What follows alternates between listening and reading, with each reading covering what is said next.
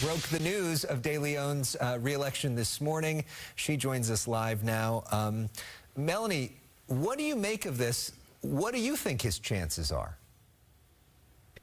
You know, I think if you had asked me last November, I would say I can't imagine he can stay in office in a few more weeks. I mean, remember, city council was interrupted constantly by protesters. He was being called down to resign from even the president of the United States. There was just this sea of outrage that was facing him.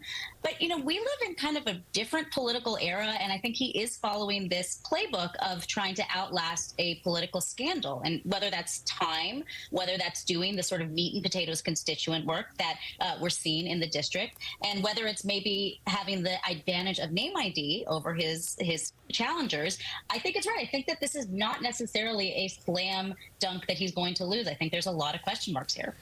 So his two main challengers both have won elections in this district. We're talking about Assembly Member Miguel Santiago, Assembly Member Wendy Carrillo. How do you assess their chances? Who might be a stronger contender here?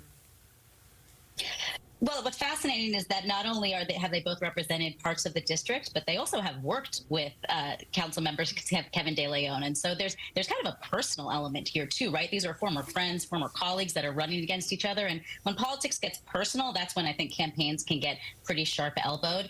I think that, you know, they come with different pitches, right? So particularly for Assemblymember Carrillo, she has deep roots in the district. She's also a woman, and I think that she thinks that there's a lot of interest in electing a woman in that district. Assemblymember Santiago has also been very active in the district, and he has a long history both as a staffer and as a member of the legislature working in the district. So they both have records to run on. Question is are they as well known as De León?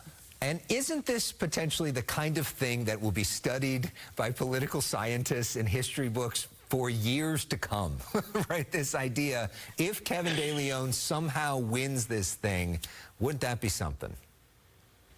I think that that's a question, is what is the message that the electorate sends if he wins? Is it that all is forgiven? Is it that, you know, people are ready to sort of let him try to redeem himself through other acts? Or is it that scandals don't matter anymore, which, you know, there's other politicians who might say that that is the case. So absolutely, look, this was a historic scandal that broke last year, and I think it's going to be a historic race that goes on next year as we find out what voters actually think. This is the first time voters can weigh in on this at the ballot, and I'm going to be fascinated to see what they say. And a big question, of course, is do people care or pay attention at all? Because when Nury Martinez resigned because of this, and there was a re-election or election for her challenger, only about 11% of people even showed up to vote. Melanie Mason, thank you for your expertise. Congrats on breaking this story this morning. Great to see you.